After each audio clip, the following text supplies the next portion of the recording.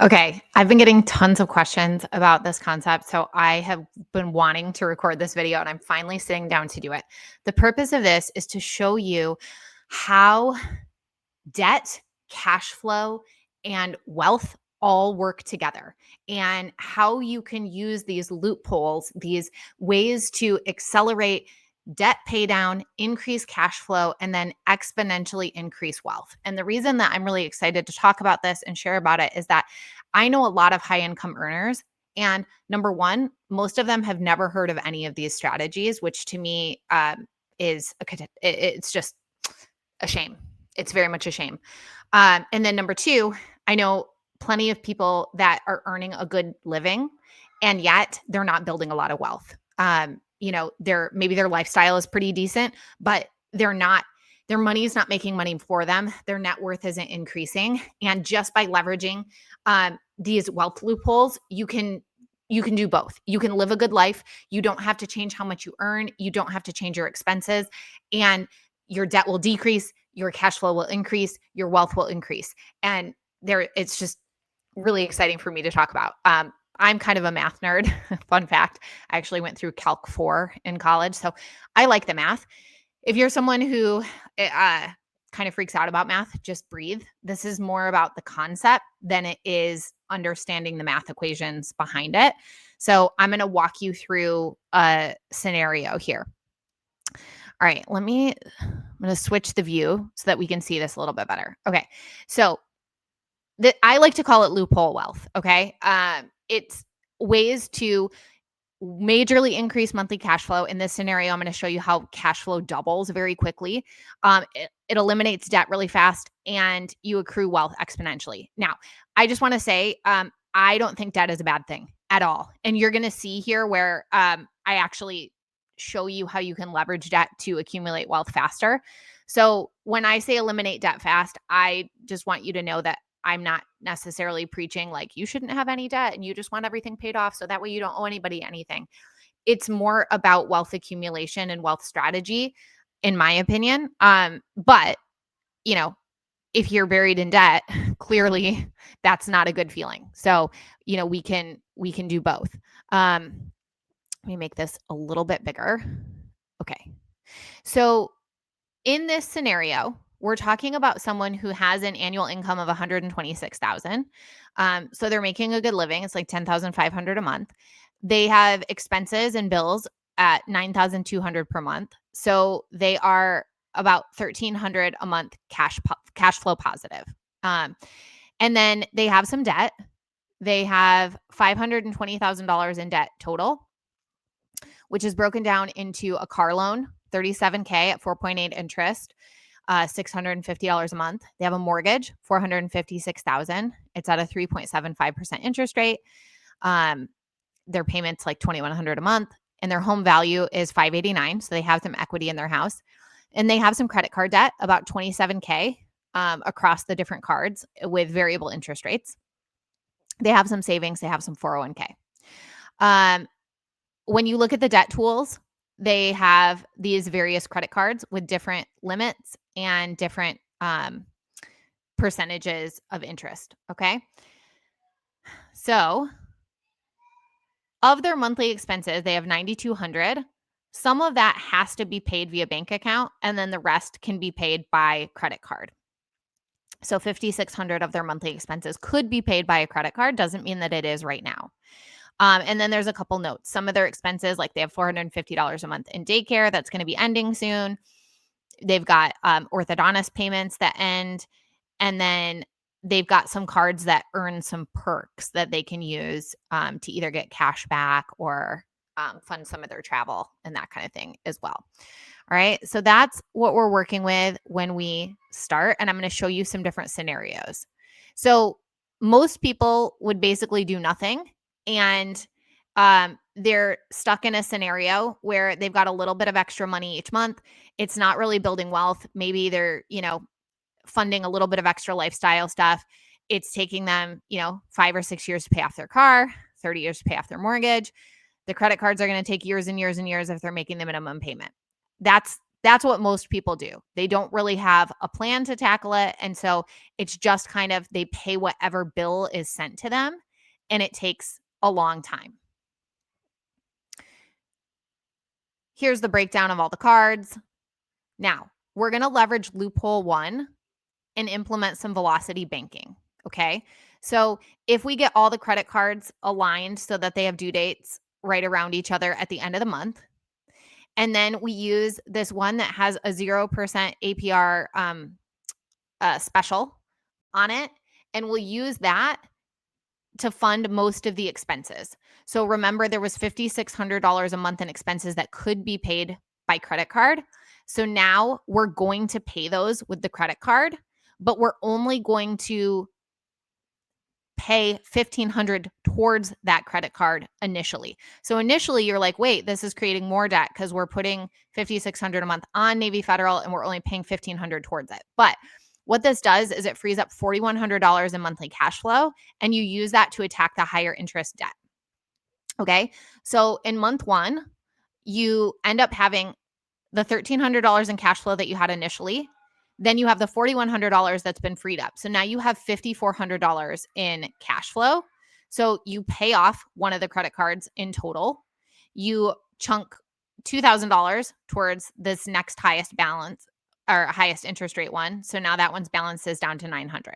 So at the end of month 1, we freed up $200 in minimum payments just by paying off one of the credit cards. And there's still some remaining debt. Notice the Navy Fed has gone up, right? Because we're putting more on that. Month 2, we still have that same $5,400 in cash flow. Now the Amex Gold card is paid off, and now the Citi Rewards card is down to $3,400. We freed up another $90 in minimum payments, and here we have these remaining debts.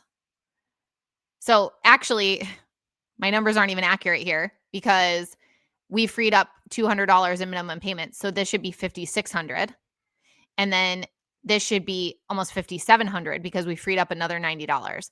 But regardless, without even doing that, by month 3, now Citi Rewards is paid off. And now we put the extra towards the Navy Fed, which still has the higher balance. But now we've freed up another $190 in payments. All of these credit cards are zero balance. And now you have Navy Fed left, which has this 0% APR on it. So in 1 quarter, 5 debts have been eliminated. Some of these expenses are coming to an end soon. Monthly cash flow has been increased by $500 to $600 a month. You're at a 0% APR on the one card that has the higher balance. We're still paying the car and the mortgage payments as normal, but some of this freed up cash flow is going to be redirected there next. Okay. So now in months 4 through 6, you're applying the $5,500 a month to the Navy Fed. It's gone in 4 months. So now you're totally credit card debt free. Now we're talking about $6,000 a month that's extra, that's been freed up. That goes to the car loan. Now the car loan is gone in 6 months. Then there's the mortgage that's got a whole bunch of money that can be chunked towards it. And now the mortgage gets paid off in 8 to 10 years instead of 30. Okay. So that's just using one loophole. And just to kind of recap it, we're starting with over $500,000 in debt. And in just 3 months, we're cutting down a ton of debt, increasing a bunch of cash flow, and positioned to get rid of the car loan way more quickly and get rid of the mortgage much more quickly. So super exciting just by leveraging that one loophole. Okay, so now let's look what happens if we use 2 of these loophole strategies together.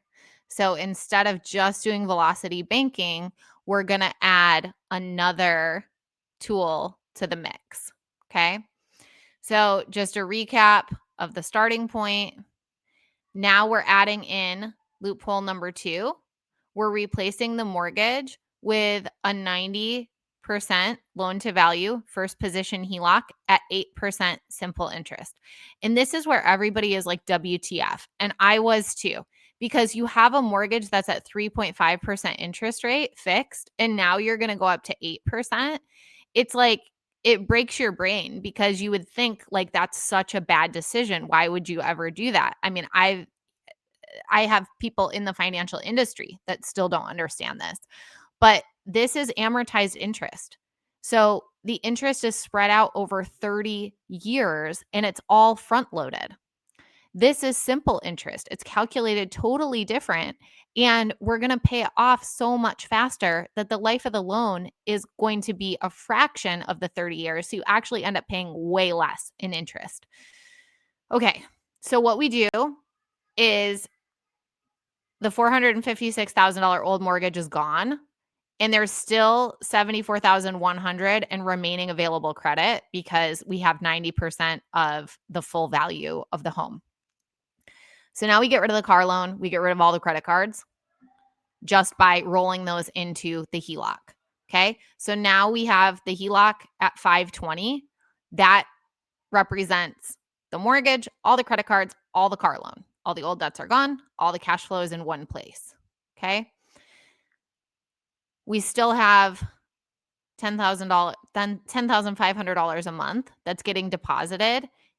Now, all the money goes into the HELOC. The HELOC is treated like your checking account now. So all the money goes into the HELOC, all the expenses are paid out of the HELOC. So the expenses have already decreased, right? Because now we don't have to make the car payment, we don't have to make the credit card payments. And so the expenses have already gone down. And so there's $2,700 in cash flow that's reducing the principal of the HELOC balance every month. Plus, there's interest savings because the HELOC is calculated based on the average daily balance. They call it a sweep, but it doesn't. I don't want to get into the details of like the mechanism because that doesn't really matter that much. Essentially, all the money goes into the HELOC. Therefore, the balance goes down, the daily interest goes down, and then expenses just get paid out when they're due. Most of them are going to be due at the end of the month because we're paying them on a credit card, and then we're not paying the card off until the end of the month. And then any extra lump sums that come in also help increase the momentum and the velocity of the system really quickly.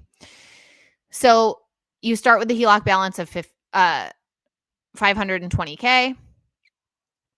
Your money goes in that month, the balance drops. You pay out your expenses during the month.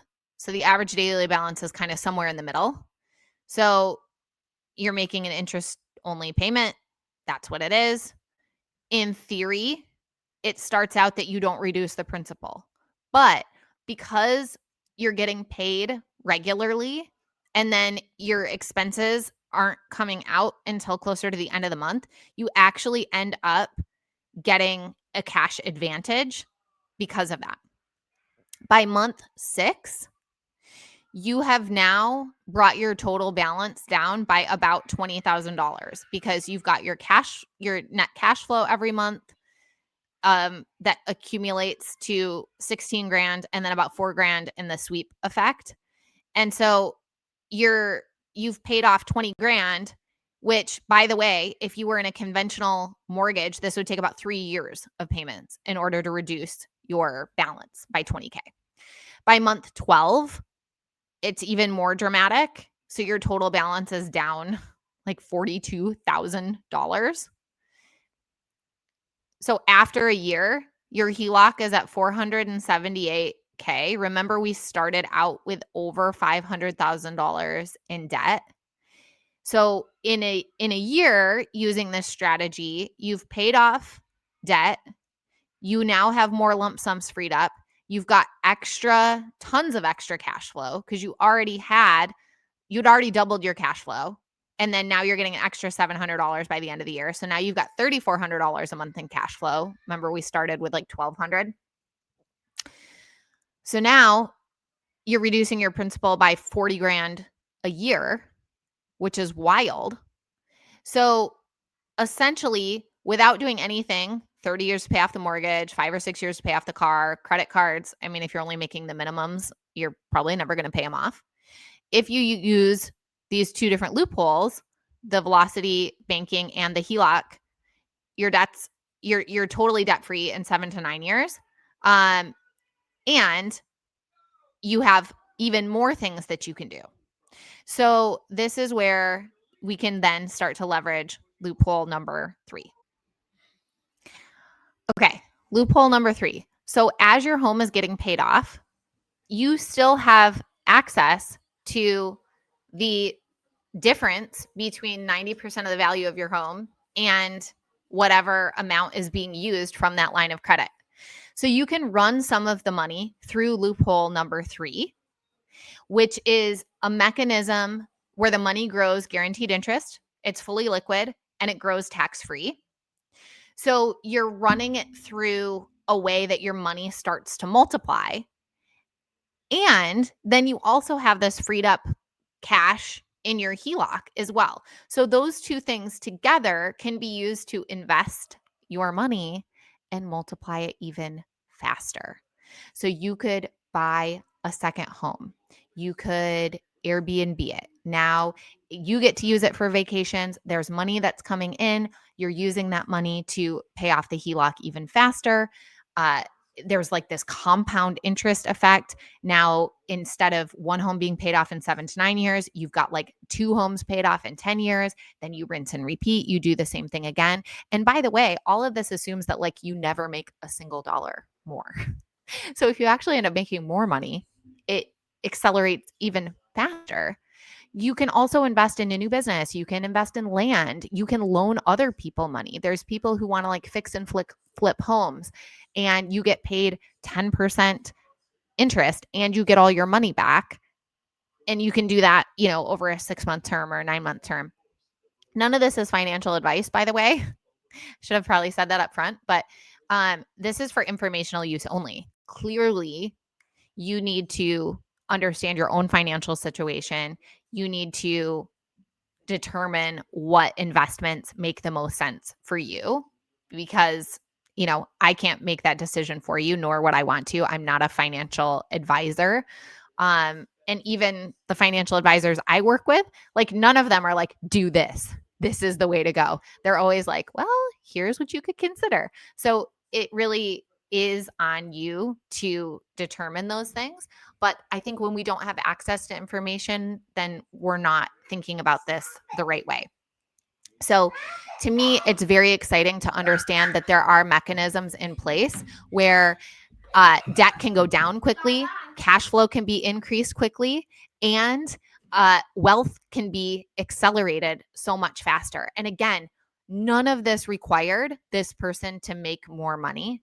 None of this required this person to go on a crazy budget and stop spending. And they were still able to do this.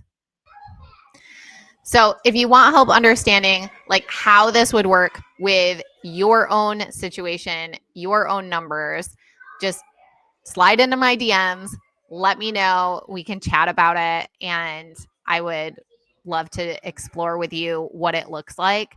Right now, it's just really fun for me to like crunch numbers for people and show different situations. So if you want help in that regard, reach out.